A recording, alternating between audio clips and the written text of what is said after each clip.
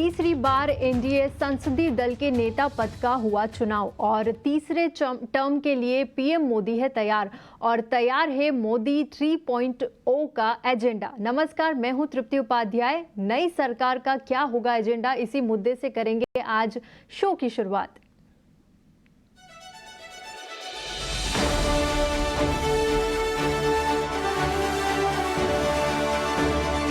भारत माता की।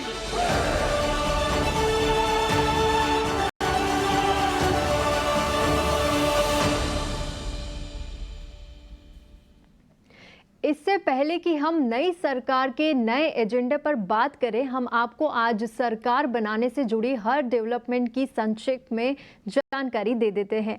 आज संसद के सेंट्रल हॉल में हुए एनडीए की संसदीय दल की बैठक में नरेंद्र मोदी को लगातार तीसरी बार नेता चुना गया। संसदीय दल का नेता चुनने पर खुलकर बोले पीएम मोदी। उन्होंने नए दायित्व देने के लिए आभार भी जताया, साथ ही विपक्ष पर भी निशाना साधा। उन्होंने ये भी बताया नई सरकार में वो क्या क्या करेंगे। उन्होंने भारत माता और देश का विकास को अपना एकमात्र लक्ष्य बताया। नेता चुने जाने के बाद एनडीए ने सरकार बनाने का दावा पेश कर दिया है। एनडीए नेताओं का समूह राष्ट्रपति द्रौपदी मुर्मू से मिलने पहुंचा और उन्हें सरकार बनाने का प्रस्ताव सौंपा। और अभी तक जो खबरें आ रही है उसके मुताबिक 9 जून को शाम 6 बजे मोदी कैबिनेट का शपथ ग्रहण हो सकता है। हमारी चर्चा इसके आगे वाली स्टेज यानी सरकार के एजेंडे पर होगी। हालांकि पीएम मोदी ने एनडीए को हिंदुस्तान के गठबंधन के इतिहास में सबसे सफल प्री पोल्स अलायंस बताया है, लेकिन इसकी चुनौतियां भी है। सरकार चलाने के लिए सर्वमत होना बहुत जरूरी है, तो बीजेपी को अपने कुछ एजेंडे को ठंडे बस्ते में डालना होगा, तो कुछ साथी दलों की बात भी माननी पड़ेगी। हमारे साथ चर्चा के लिए राजनीतिक विश्लेषक अनुज अग्रवाल हमारे साथ है और साथ ही दिल्ली से हमारे सहयोगी प्रकाश प्रियदर्शी भी जुड़ रहे हैं। लेकिन चर्चा से सबसे पहले सुनते हैं पीएम मोदी ने अपनी नई सरकार की क्या प्राथमिकताएं सामने रखी है। अगले 10 साल में गुड गवर्नेंस, विकास, नागरिकों के जीवन में क्वालिटी ऑफ लाइफ और मेरा व्यक्तिगत रूप से एक बहुत बड़ा ड्रीम है, मैं लोकतंत्र की समृद्धि को जब सोचता हूं तो मैं चाहता हूं कि सामान्य मानवीय के जीवन में से और खास करके मध्यम वर्ग, उच्च मध्यम वर्ग, उनके जीवन में से सरकार की दखल जितनी कम हो उतनी लोकतंत्र की मजबूती है। 10 साल में हमने 25 करोड़ गरीबों को गरीबी से बाहर निकाला है।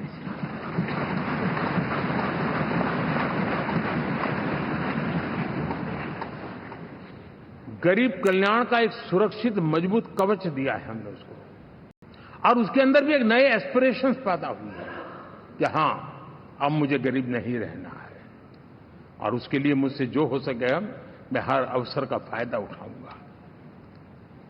3 करोड़ गरीबों को घर, ये ऐसे कहने का आंकड़ा नहीं है जी, कितनी मेहनत पड़ती है मुझे मालूम है, लेकिन हम सफलतापूर्वक इसको कर पाए हैं। 4 करोड़ लोगों को दे चुके हैं, 3 करोड़ का हम संकल्प लेकर के आज से आगे बढ़ेंगे। यानी ये भी हिम्मत है कि 4 करोड़ देने के बाद जिन परिवारों का विस्तार हुआ है, जरूरत पड़ी है और राज्यों की भी उसमें इच्छा है, 3 करोड़ नए घर बनाने का संकल्प। 70 वर्ष की आयु से ऊपर के व्यक्तियों को, नागरिकों को 5 लाख रुपए तक इलाज के लिए मुफ्त इलाज की व्यवस्था।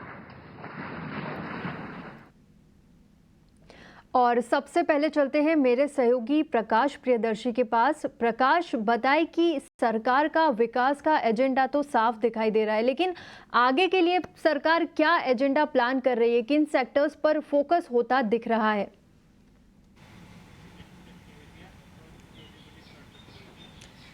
देखिए, प्रधानमंत्री का संबोधन हम सुन रहे थे और इस संबोधन के 2 मायने निकलते हैं।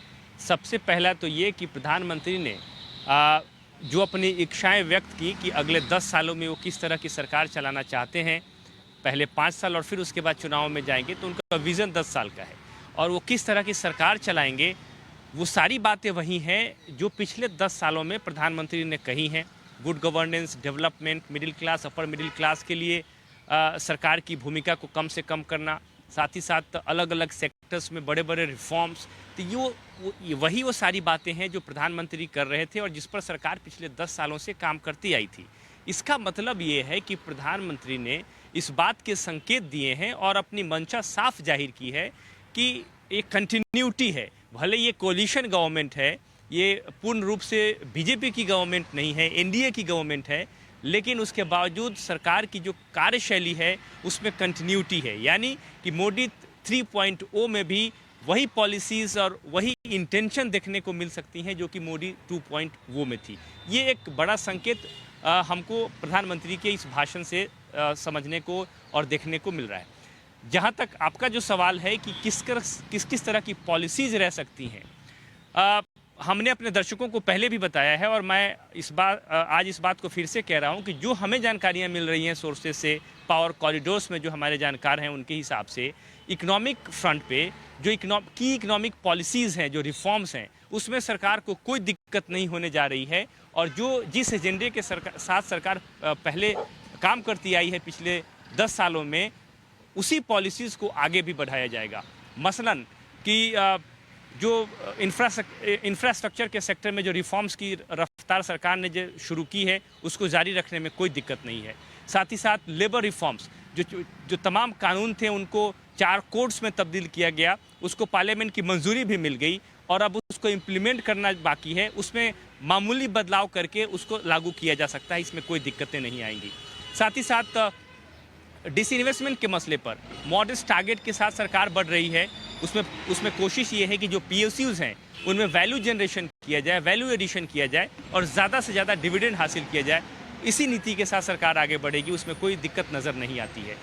इंफ्रास्ट्रक्चर की बात मैंने की। मैन्युफैक्चरिंग में PLI स्कीम, तमाम PLI करीब 14 सेक्टर के लिए PLI स्कीम की घोषणा की गई है, जिससे कि जो मैन्युफैक्चरिंग कैपेसिटी है देश में बढ़ाई जाए। उसमें कुछ और सेक्टर्स को इंक्लूड किए जा सकते हैं, उसमें कोई दिक्कत नहीं आएगी। पावर सेक्टर में reforms, energy transition, green energy, इससे संबंधित तमाम तरह के रिफॉर्म्स मेजर सरकार ने लिए हैं। उसमें जो एनडीए के अलाइज हैं उन्हें भी कोई दिक्कत नहीं होगी। IBC अमेंडमेंट एक्ट, IBC में कुछ अमेंडमेंट किए जा सकते हैं IBC एक्ट में, ताकि जो रिकवरी प्रोसेस है उसमें तेज़ी लाई जाए। जो पर्सनल इंसॉल्वेंसी है उसको भी इम्प्लीमेंट किया जाए। इसमें भी जो अलाइज पार्टनर्स हैं, एनडीए पार्टनर्स हैं, उनको कोई दिक्कतें नहीं होगी। कुल मिलाकर बात यह है कि जो इकोनॉमिक रिफॉर्म्स की बात जब हम करते हैं, एनडीए 3.0 या मोदी गवर्नमेंट 3.0 को कोई दिक्कत नहीं होगी ज़्यादातर। दूसरी बात यह है कि TDP इस अलायंस में है और आज हम चंद्रबाबू नायडू को सुन रहे थे, उन्होंने स्पष्ट तौर पर यह कहा कि सरकार अगर रिफॉर्म के लिए बढ़ती है तो वो साथ में है।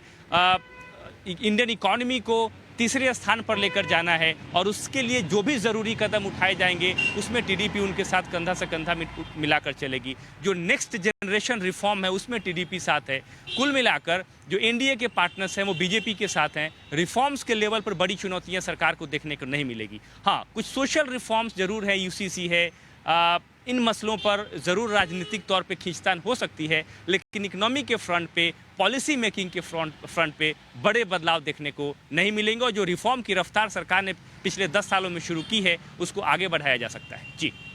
जी प्रकाश, तो मोटा मोटा देखें तो ये रहेगा सरकार का एजेंडा कि जो पिछले 10 साल में उन्होंने काम किया उसी की कंटिन्यूटी को लेकर वो आगे चलेंगे। हमारे साथ राजनीतिक विश्लेषक अनुज अग्रवाल भी जुड़े हैं। सर, आप बताइए कि सहयोगों के साथ चलने वाली सरकार की एजेंडे की बात करें तो आप सरकार के लिए क्या चुनौती देखते हैं? कुछ ऐसे मुद्दे हैं जहां पर सहमति बनाना थोड़ा मुश्किल होगा मोदी सरकार के लिए? देखिए, मुझे नहीं लगता कि सहमति वाली इतनी समस्या है। समस्याएं दूसरी हैं, क्योंकि देखिए, बिहार की नीतीश कुमार की अपनी डिमांड है और आंध्र प्रदेश में तेलुगु देशम पार्टी के नायडू जी की अपनी डिमांड है।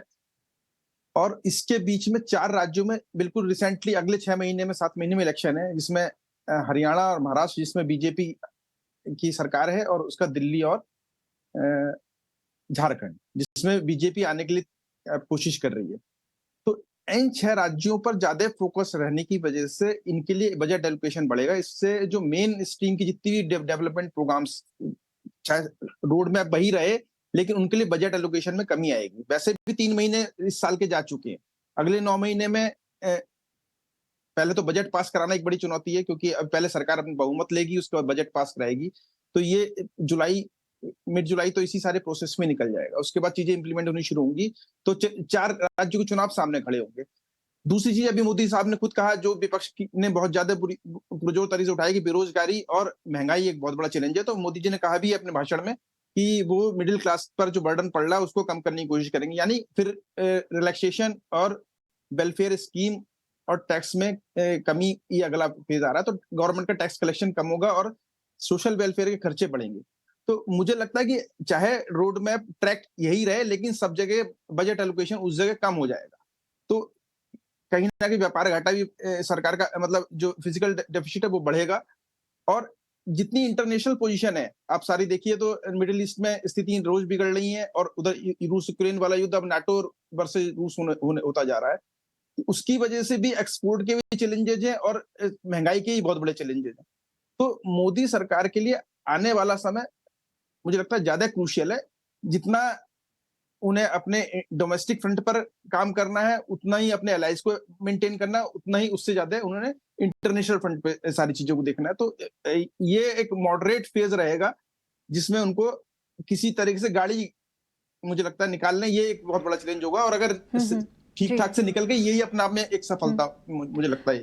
अनुज जी, अभी आपने बोला कि सहमति बनाने पर इतनी कोई परेशानी नहीं आएगी, लेकिन हमने जब कल देखा कि केसी त्यागी जो जेडीयू के नेता है, उन्होंने एक बयान दिया था कि सरकार को अग्निवीर योजना को लेकर फिर से चर्चा करना चाहिए। तो इस पर क्या है, ऐसा तो नहीं होगा कि विपक्ष और जो सहयोगी है उनके एनडीए के, वो हर चीज पर राजी हो जाएंगे? तो जो अग्निवीर योजना है, सीए जैसे मुद्दे, इन पर भी क्या सहयोग की सहमति रहेगी?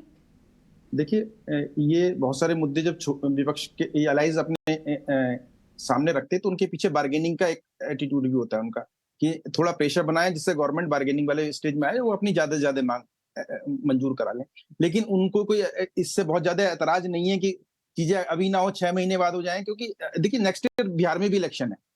तो अभी 4 राज्यों के इलेक्शन तक मुझे नहीं लगता कि बहुत बड़े चेंज होंगे, लेकिन हो सकता है अगले वाले फेज में इस पर थोड़ा बहुत गवर्नमेंट जो बिहार सरकार को के फेवर में और बिहार में राजनीति के फेवर में और जेडीयू के फेवर में रहे, इस तरह कुछ डिसीजन ले। तो यूनिफॉर्म सिविल कोड में तो अभी मान के चले कि इमीडिएटली कुछ भी बहुत बड़ा नहीं होने वाला, इसमें ये टलेगा मैटर, क्योंकि अलाइज एकदम से नहीं चाहेंगे। और इलेक्शन वाले फेज में फिर गवर्नमेंट बहुत कंट्रोवर्सी नहीं लेगी। और पिछले अभी लोकसभा चुनावों का भी सामने की ये कंट्रोवर्शियल जितने भी मुद्दे रहे, इनकी वजह से थोड़ा सा नुकसान ही हुआ एनडीए को। और उसको देखते हुए बहुत थोड़े से लोकल इश्यूज पर, जो स्टेट वाइज स्टेट जो इनके इंपॉर्टेंट इश्यूज हैं, उन पर ज्यादा फोकस मुझे लगता है इनका होगा। तो इसलिए अलाइज के साथ सिर्फ बार्गेनिंग वाला ही फेज चलना है बहुत ज्यादा, क्योंकि ऑलरेडी पुराने पार्टनर हैं और काफी सारे मुद्दों पर ये सहमत भी हैं, तो उसमें बहुत डिफरेंसेस नहीं आने जी। तो अब प्रकाश, मेरे सहयोगी प्रकाश के पास चलते हैं। प्रकाश, बताइए कि कैपिटल एक्सपेंडिचर जिसमें सड़क, रेलवे, अफोर्डेबल हाउसिंग और ग्रीन एनर्जी पर फोकस रहेगा, इसी के साथ ऑटो, ईवी और इलेक्ट्रॉनिक्स, सेमीकंडक्टर को लेकर एजेंडे में क्या कुछ खास शामिल होने वाला है?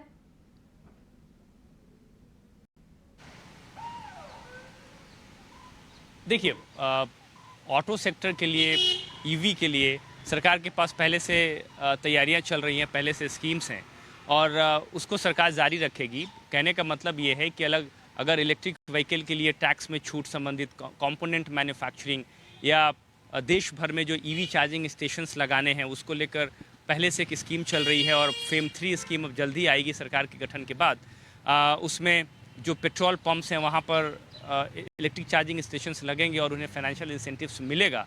तो इस तरह के जो स्कीम्स हैं उस पर सरकार बढ़ेगी और उसमें उनके एनडीए पार्टनर्स की भी कोई दिक्कतें नहीं है। आपको जैसा कि पता है कि Telugu Desam Party technology, new age technology, इन सब के फेवर में पहले से रही है। आंध्र प्रदेश में चंद्रबाबू नायडू ने अपनी जो जब भी वो मुख्यमंत्री रहे हैं उसको काफ़ी अच्छे तरीके से इम्प्लीमेंट किया है। इसमें मैं इस बात से जो हमारे एक्सपर्ट हैं स्टूडियो में जो कि इस चर्चा में जुड़े हुए हैं, उनके इस बात से सहमत नहीं हूँ इस हद तक कि राज्यों में चुनाव है उसकी वजह से सरकार को दिक्कतें आएंगी, क्योंकि भारत जैसे देश में आप कोई भी ऐसा साल बताइए जहां पर राज्यों में चुनाव ना हो। थोड़े थोड़े इंटरवल के बाद अलग अलग राज्यों में चुनाव होते रहते हैं और ये हमारे पॉलिटिकल स्ट्रक्चर का, हमारे डेमोक्रेटिक सिस्टम का हिस्सा है, अनटिल कि सरकार ये घोषणा ना कर दे कि अब वन नेशन वन इलेक्शन ही होगा, जो कि सरकार के बीजेपी के मैनिफेस्टो का पार्ट भी है। लेकिन जब तक ऐसा नहीं होता है तब तक जितनी भी सरकारें आज़ादी के बाद रही हैं वो इन्हीं स्ट्रक्चर में इकोनॉमिक ग्रोथ करके दिखाया है। तो चुनौतियां तो रहती हैं। अब क्योंकि बीजेपी सरकार को लेकर हम इस बात को से आदी हो गए थे कि नहीं ये मेजॉरिटी वाली सरकार है, भले एनडीए इन प्लेस है लेकिन एनडीए पार्टनर्स माने या न माने बीजेपी को जो करना है वो करेगी। अब थोड़ी सी स्थितियां भिन्न हैं, लेकिन ये स्थितियां उतनी भिन्न नहीं हुई हैं जितनी पिछले 10 सालों में थी।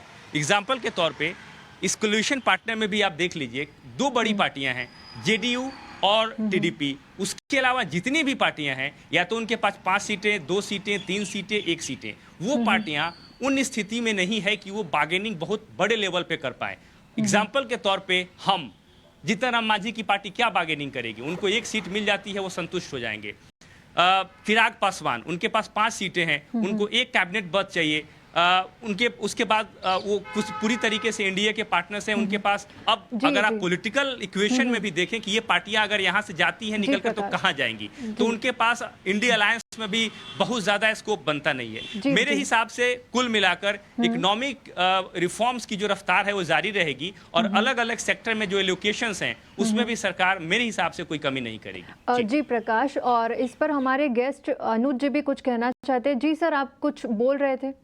देखिए, ये जो प्रकाश जी कह रहे हैं कि बहुत बड़ा फर्क नहीं पड़ेगा, चुनाव होते रहते हैं, लेकिन आप मान के चलिए कि महाराष्ट्र में बीजेपी ने सबसे खराब परफॉर्मेंस किया है इस बार, और महाराष्ट्र में सरकार बनाना एक बहुत बड़ा चैलेंज है। और देश की आर्थिक राजधानी है मुंबई, और महाराष्ट्र एक बड़ी इकोनॉमी।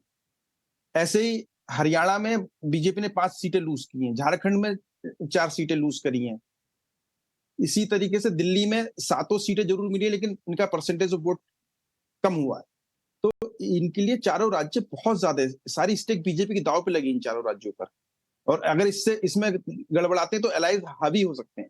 तो बीजेपी कैसे भी न कैसे करके इन 4 राज्यों में अपनी सरकार बनाना या अपने वोट परसेंटेज बढ़ाना और सीटें बढ़ाना, ये इनकी प्रायोरिटी रहेगी, और इससे वो कॉम्प्रोमाइज नहीं कर सकते, क्योंकि अभी हर दिन इनकी क्रेडिबिलिटी पर क्वेश्चन मार्क खड़े होने। अपोजिशन बहुत स्ट्रांग है इस समय, और वो किसी भी तरीके से इनसे कोई अपने दोनों राज्य बचा पाया अपोजिशन और किसी एक राज्य पे कब्जा कर लिया, तो बीजेपी के लिए आगे बहुत बड़ी दिक्कतें आ जाएंगी, और बंबई हाथ से छीनना एक अपने में बहुत बड़ा चैलेंज हो जाता।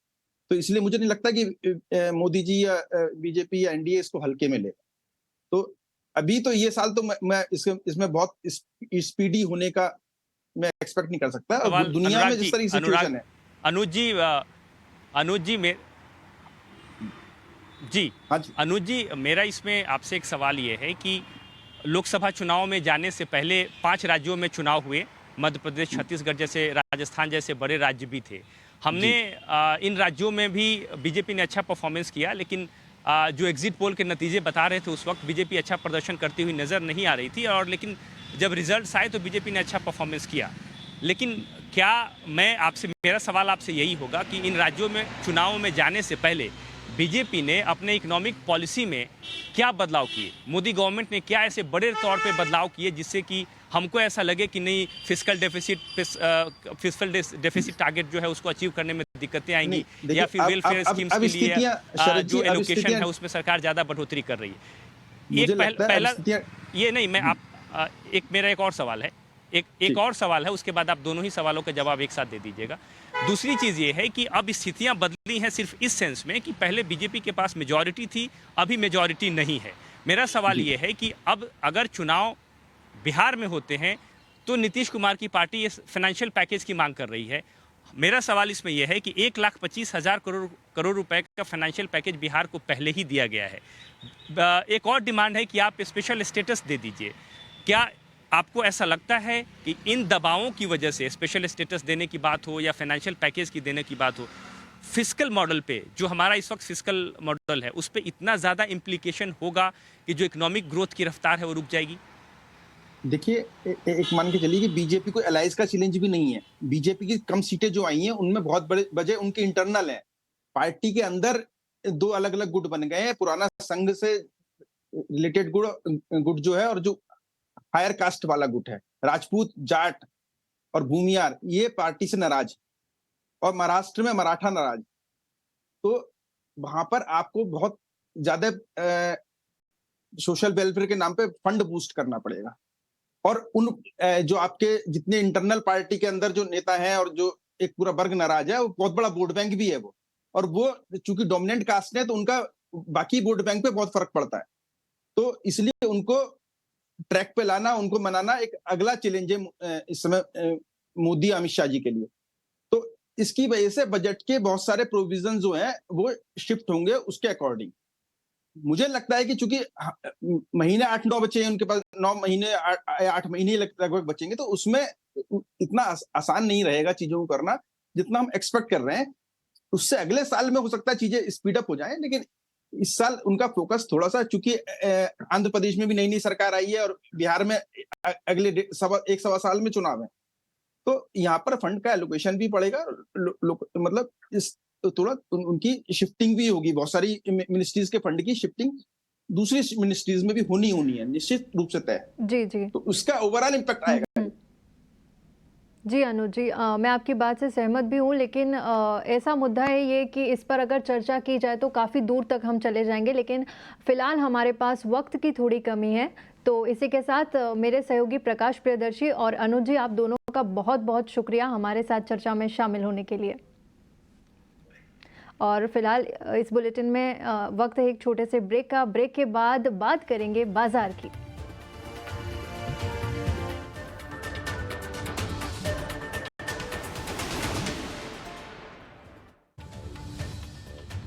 ब्रेक के बाद स्वागत है आपका, और अब बात बाजार की। बाजार में लगातार तीसरे दिन तेजी देखने को मिली। निफ्टी करीब 450 अंक से ज्यादा चढ़कर 23,300 के पास बंद हुआ। वहीं सेंसेक्स ने नया शिखर बनाया है। बाजार में हुए एक्शन की बात बता रहे मेरे सहयोगी अंश भिलवार।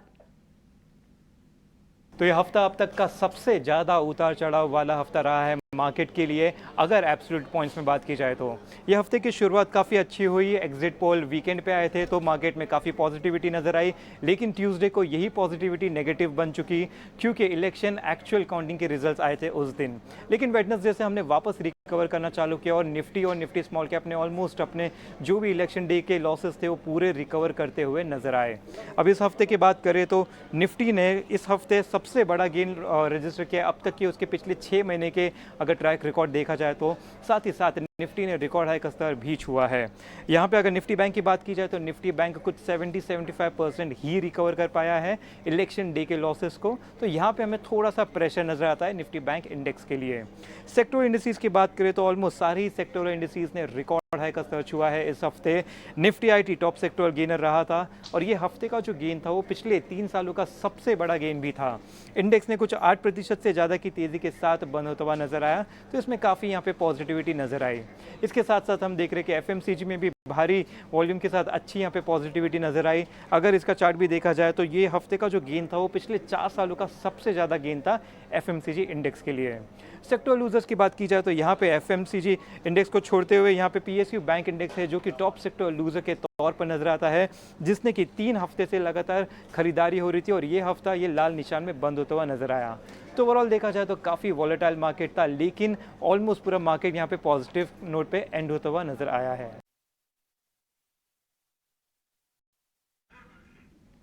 और इसी के साथ वक्त हो गया है हमारे खास सेगमेंट 5 का पंच का, जिसे बताने के लिए मेरे सहयोगी शरद दुबे जुड़ चुके हैं। जी शरद, बताएं कौन से वो 5 शेयर है जहां एक्शन देखने को मिला? जी बिल्कुल, आपका स्वागत है 5 का पंच में। और इस हफ्ते जो हमने इतनी उतार चढ़ाव बाजार में देखी और फाइनली हमने देखा कि ऑल टाइम हाई लेवल्स पे सेंसेक्स टच किया।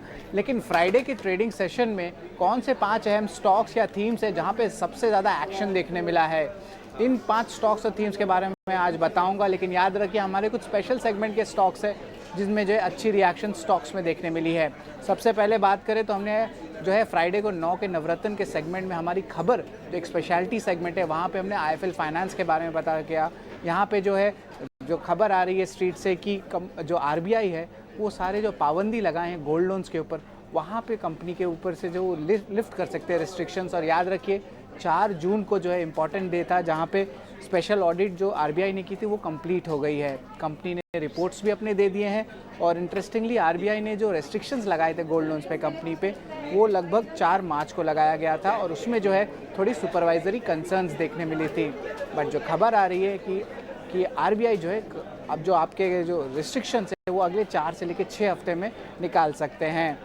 और हालांकि बाजार का भी एक्सपेक्टेशन है कि कोई बड़ी एडवर्स कमेंट्स नहीं आ सकती है आरबीआई से। तो ऑफकोर्स आईएफएल फाइनेंस जो था आज स्टॉक में तेज़ी भी देखने मिली थी, स्टॉक 10% के ऊपर ट्रेड कर रहा था large part of the day में। दूसरा स्टॉक रहेगा वो भी हमारा स्पेशल सेगमेंट है, खबर गरम है सेगमेंट, वहाँ पे पीजी इलेक्ट्रोप्लास्ट फोकस में रहेगा। यहाँ पे कहना है कि डोमेस्टिक इंस्टीट्यूशंस, इसमें से एक पीएमएस हाउस है, उन्होंने जो है स्टेक ली है कंपनी में और ओवरऑल वॉल्यूम्स में भी एक अच्छी स्ट्रेंथ आई है। ऑलरेडी जो डीआईज इन्वेस्टेड है कंपनी में वो इंक्लूड करते हैं निप्पॉन इंडिया म्यूचुअल फंड, और हमने चैनल चेक्स भी की और पता चल रहा है कि एक बड़ी एक्सपोर्ट ऑर्डर कंपनी को मिल सकती है वॉशिंग मशीन, टीवी, एसी में, और ये एक एमएनसी से ऑर्डर आ सकता है। तो हमारे 2 खबर के सेगमेंट के स्टॉक्स मैंने आपको बता दिया, पहला है आईएफएल फाइनेंस, दूसरा है आपका पीजी इलेक्ट्रोप्लास्ट। लेकिन तीसरा ग्रुप ऑफ स्टॉक्स है जो पूरे हफ्ते बस किया है वो तेलंगाना रिलेटेड स्टॉक्स है, जो of course Hyderabad area, Andhra Pradesh area, उनके लिए ज़्यादा फोकस में रहेगा और स्पेशली आंध्र प्रदेश पे फोकस रहेगा। अब इसका कारण ये है कि ज़्यादा बेनिफिट्स तेलंगाना स्टेट में और आपके आंध्र प्रदेश में देखने मिल सकते हैं, क्योंकि चंद्रबाबू जी के नायडू के जो पार्टी है टीडीएसपी, वहाँ पे जो है वो एनडीए के साथ रहेंगे। और इंटरेस्टिंगली जो स्टॉक्स है जिन पे आंध्र प्रदेश का एक्सपोजर ज़्यादा है, जैसे कि श्रिम्प स्टॉक्स हो गए अवंती फीड्स के, हेरिटेज फूड्स हो गया जो ऑफकोर्स रूलिंग पार्टी के प्रमोटर भी हैं उसमें, एनसीसी, सागर सीमेंट, इन सारे स्टॉक्स में जो एक अच्छी बाइंग देखने मिली है। तो जो आंध्र प्रदेश का बड़ा लिस्ट है स्टॉक्स का, उसको ज़रूर अपने रडार में रखिएगा कि इन स्टॉक्स में तेज़ी जो अगले हफ्ते भी देखने मिल सकती है। अब जो है ऑफकोर्स आंध्र प्रदेश से हम लोग मूव करके बजाज फाइनेंस पे आते हैं। Stock one of the top gainers रहा है आज निफ्टी के इंडेक्स में फ्राइडे के ट्रेडिंग सेशन में। और इंटरेस्टिंगली देखा जाए तो बजाज हाउसिंग फाइनेंस की आईपीओ की अप्रूवल आ गई है। अब इस आईपीओ का साइज़ 4000 करोड़ का रहने वाला है, फ्रेश इशू, उसके साथ ऑफर्ड फॉर सेल भी रहेगा। अब ये जो आरबीआई की गाइडलाइन है उसके कारण जो है कंपनी को लिस्ट करना होगा सितंबर 2025 यानी कि अगले साल।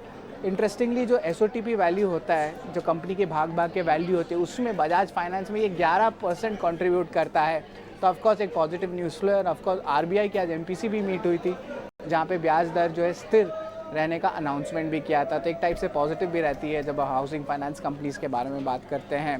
ग्लोबली जो है ऑफकोर्स रेट कट्स भी आने लगे, जैसे कि यूरोपियन यूनियन में देखा गया, डेनमार्क और कनाडा में भी।